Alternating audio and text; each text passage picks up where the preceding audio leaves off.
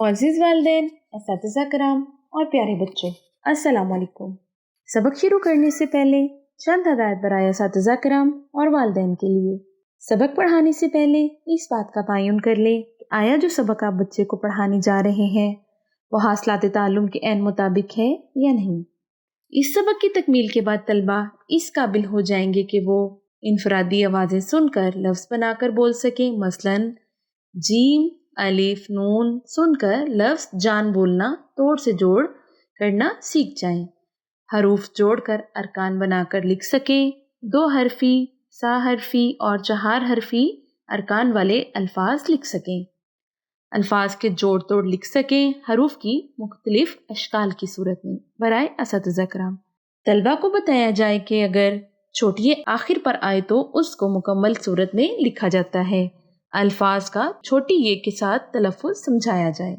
جی پیارے بچوں، آج ہم پڑھیں گے اپنی اردو کی کتاب کا سبق نمبر 4040۔ آج اس سبق میں ہم پڑھیں گے چھوٹیے والے حروف۔ یہ ہم کیسے پڑھیں گے؟ یہ ہم آپ کو پڑھائیں گے اور بتائیں گے کہ یہ کیا ہوتا ہے۔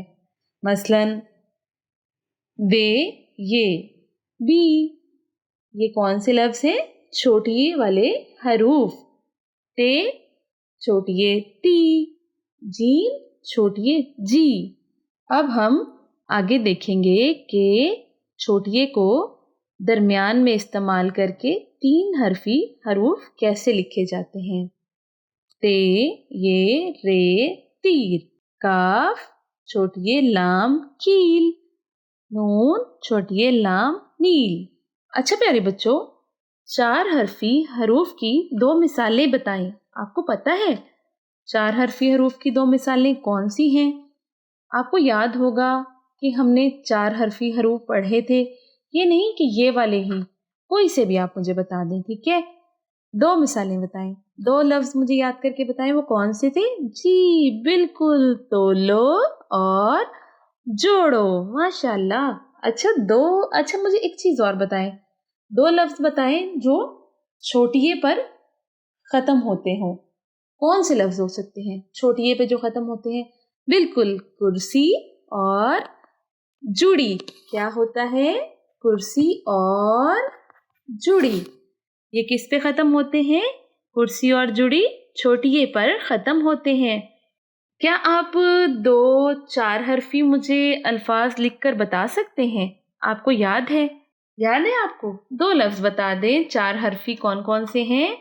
جی بالکل، سونا اور بونا۔